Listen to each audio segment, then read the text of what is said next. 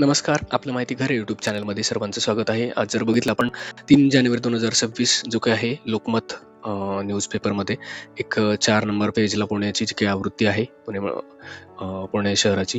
तर त्याच्यामध्ये जर बघितलं तर म्हाडा संदर्भात एक अपडेट्स आलेला आहे. म्हाडाच्या लॉटरी जी काही ड्रॉ आहे पुणे मंडळाची जी पेंडिंग आहे खूप दिवसापासून त्या संदर्भातच अपडेट आहे.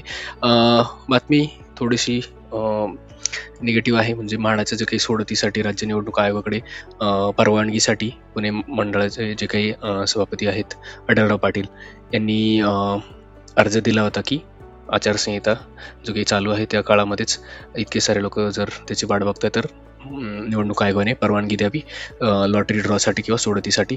पण त्याला जे काय आहे जर आपण न्यूजमध्ये जर बघितलं तर राज्य निवडणूक आयोगाने परवानगी नाकारलेली आहे.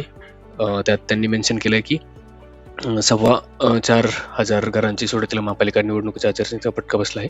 सोडत काढण्यास राज्य निवडणूक आयोगाने अखेर परवानगी नाकारली आहे. या सोडतीतून होणाऱ्या घरांचे वाटप लकी ड्रॉ पद्धतीने केले जाणार असल्याने स्थानिक नागरिक प्रभावित होऊ शकतात. यासाठी सोडत स्थानिक स्वराज्य संस्थांच्या निवडणुकीच्या आचारसंहिता संपल्यानंतर जाहीर करावी असे आयोगाने स्पष्ट केले आहे. आणि याबाबत म्हाडाचे सभापती शिवाजी राळे यांनी आयोगाकडे परवानगी मागितली होती. तर आता ही सोडत फेब्रुवारीमध्येच जाण्याची जी काही आहे शक्यता आहे.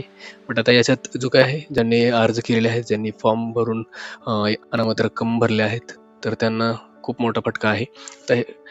तर जे काही नेक्स्ट अपडेट असेल तर नक्की चॅनलमार्फत कळवलं जाईल.